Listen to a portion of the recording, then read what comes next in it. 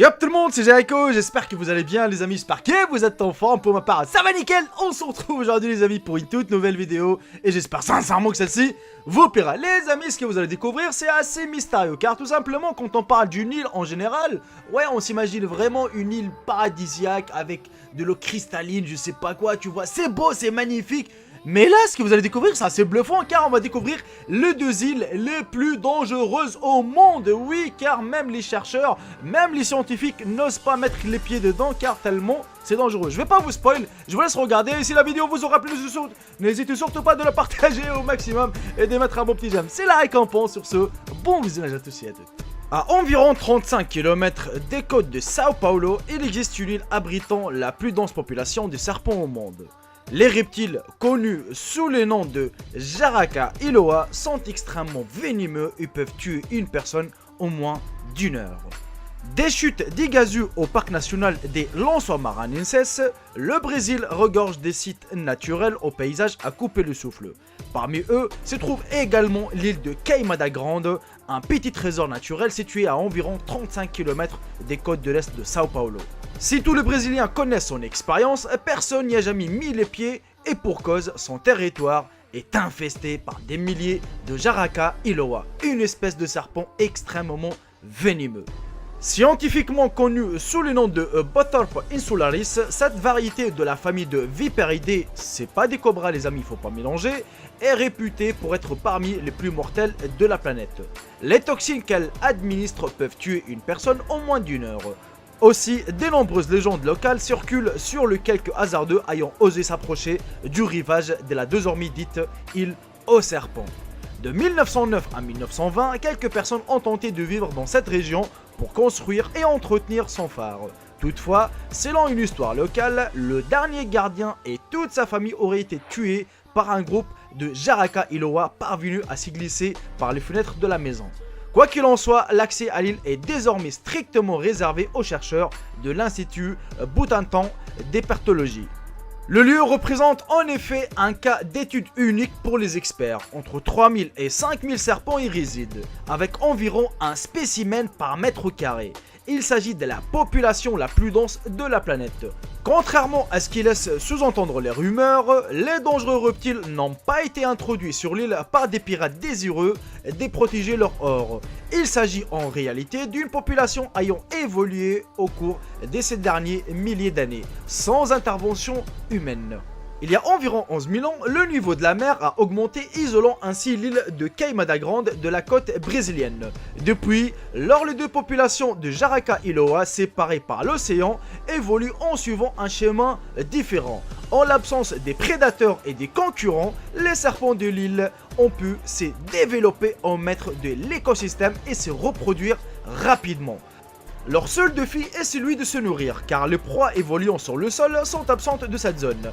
Et pour survivre, les spécimens qui mesurent en moyenne 70 cm doivent se hisser à la cime des arbres et chasser les oiseaux migrateurs qui viennent parfois y reposer. De manière générale, les serpents attaquent leurs proies en leur mordant, puis attendent que le venin fasse effet. Toutefois, dans le cas des oiseaux, il faut que le toxine fasse effet instantanément de manière à ce que la proie n'a pas le temps de s'envoler trop loin. Aussi, le venin de Jaraka-Iloa de l'île Queimada Grande a évolué pour devenir extrêmement puissant. Il serait en effet 5 fois plus fort que celui de leurs cousins continentaux. Une morsure de Jaraka-Iloa entraîne un décès dans 7% des cas. Et même avec un traitement, la victime a 3% des risques de mourir. Le venin peut causer, selon les cas, une insuffisance rénale, la nécrose des tissus musculaires, une hémorragie cérébrale ou encore une hémorragie intestinale. De ce fait, le gouvernement brésilien exige qu'un médecin soit présent à chacune des visites sur l'île. Outre les scientifiques, la marine brésilienne y fait aussi état pour l'entretien annuel du phare qui depuis les années 1920 a été automatisé. Récemment, des journalistes du magazine Vice ont accompagné la marine sur Queimada Grande afin de réaliser un documentaire. Ils ont apparemment ramené un grand souvenir. Il y a des sauterelles bleues et tellement des choses bizarres. Des cafards à l'aspect périhistorique au sol la nuit, qui craquent quand vous marchez. Cet endroit est flippant, personne n'est autorisé à y aller et c'est là pour une raison. il faut jamais y aller. Et du fait de son aire de répartition très limitée, le Jaraka Iloa, reconnaissable à sa couleur brun clair, tirant sur le jaune, est aujourd'hui classé parmi les espèces en danger critique d'extinction par l'Union internationale pour la conservation de la nature. Par la suite les amis, on découvre l'île de North Sentinel qui est située dans le golfe du Bengale, qui a tout d'un endroit paradisiaque, avec des eaux turquoises, des plages de sable blanc ou encore des végétations luxuriantes. Et pourtant, cette terre est l'une des plus dangereuses au monde. Et quiconque a essayé d'y mettre les pieds et a frôlé la mort, car la population qui vit n'a rien d'accueillante et est prête à tout pour conserver son île intacte. C'est au large de l'Inde, au milieu des îles Andaman, qui se trouve le North Sentinel. Cette terre quasi vierge à la végétation abondante, l'archipel de 72 km² n'a pas de statut clairement défini par le droit international et est donc depuis 1947 l'une des régions autonomes de l'Inde. Elle est pourtant habitée depuis plusieurs milliers d'années et c'est d'ailleurs la raison pour laquelle d'aujourd'hui il est fortement déconseillé de s'y aventurer au risque de succomber à une mort certaine. La tribu qui vit sur cette île est appelée les Sentinelles, un peuple chasseur-cueilleur originaire d'Afrique.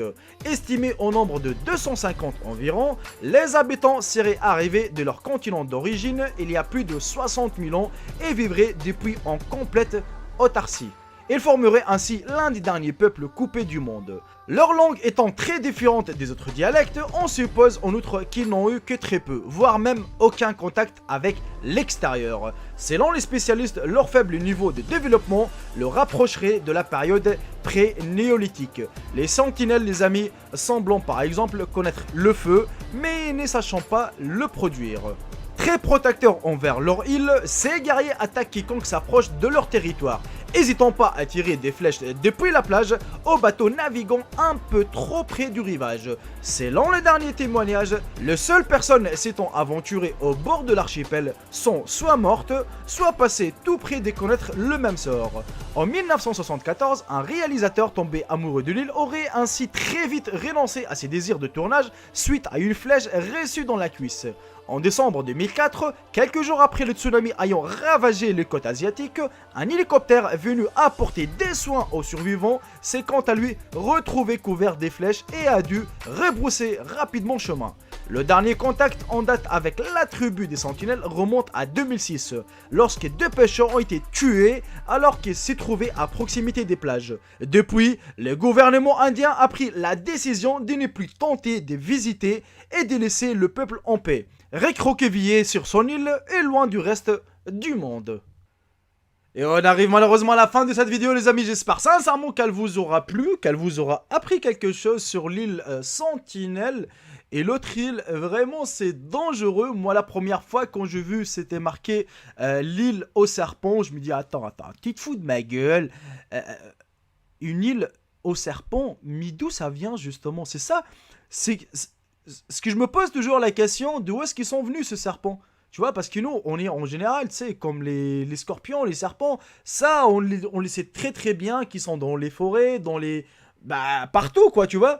Mais genre, ils sont isolés, t'imagines vraiment un groupe de serpents qui sont vraiment isolés dans une île. C'est là où tu te poses vraiment la question. Et apparemment, en remontant en arrière, tout simplement qu'il y a aucun prédateur qui vit sur cette île, il n'y a que eux. Voilà, c'est eux le maître de l'île, c'est eux qui dominent l'île. Excusez-moi si vous entendez un peu de bruit car mon PC commence à chauffer, tu vois.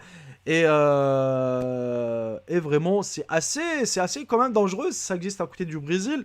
Et même les chercheurs brésiliens n'osent pas entrer dedans car t'imagines, dans chaque mètre carré, t'as un serpent. Voilà, c'est-à-dire tu sais pas d'où est-ce que ça va venir, ça, merde. Ça va sauter de l'arbre, il est partout, il est en bas, il est en haut. Tu sais pas, frère, tu vois.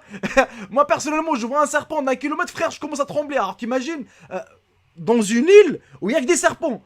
Franchement, si tu veux torturer quelqu'un aussi, moi j'aimerais bien qu'ils, tu sais, bref, je veux pas dire des mots, tu vois, sinon, franchement, c'est qu'ils font des gros trucs, là, tu jettes là-bas, frère, vas-y, tu te démerdes, vas-y, t'as fait souffrir des gens, vas-y, je te jette sur cette île, franchement.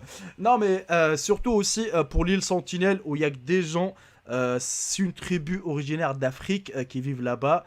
Alors là, j'ai vu un reportage complet sur eux. c'est vraiment bluffant. Déjà, leur manière de parler, c'est carrément étrange. Et jusqu'à maintenant, ils ont eu aucun contact. Ils ont voulu même prendre des photos avec un hélicoptère. Et bah du coup, justement, je vous ai parlé en 1970, le réalisateur qui est tombé amoureux de cette île car c'est tellement beau. Et le mec, donc, il est rentré avec un avion plein de fléchettes. Il a pris des photos, certes, mais vas-y, quoi. L'avion, elle a pris là les fléchettes. Et en plus, lui, il a pris une bonne petite fléchette dans son cuisse, sur son cuisse ou dans son cuisse, je sais pas comment on dit. Et vraiment, voilà, quoi. C'est là où on découvre que vraiment, il y a pas mal de choses mystérieuses sur notre planète Terre, les amis. Et vraiment, c'est assez choquant, c'est assez vraiment étrange, je trouve. Mais bon, voilà, c'est à vous de me dire, les amis, de ce que vous en pensez de ces deux îles assez dangereuses, assez mystérieuses. L'île Caimeda Grande et l'île North Sentinel. Vraiment, je trouve ça assez bluffant quand même. C'est à vous de me dire dans l'espace commentaire de ce que vous en pensez. Si la vidéo aussi vous aura plu, n'hésitez surtout pas de la partager au maximum. Et de mettre un bon petit j'aime comme d'habitude, c'est la récompense. Et de s'abonner si ce n'est pas encore fait à la chaîne. Sur ce, je vous embrasse tous. Et je vous dis à très bientôt pour une toute nouvelle vidéo. Salut tout le monde, c'était Jericho. Bye bye, ciao ciao. Je vous aime tous mes frères et sœurs.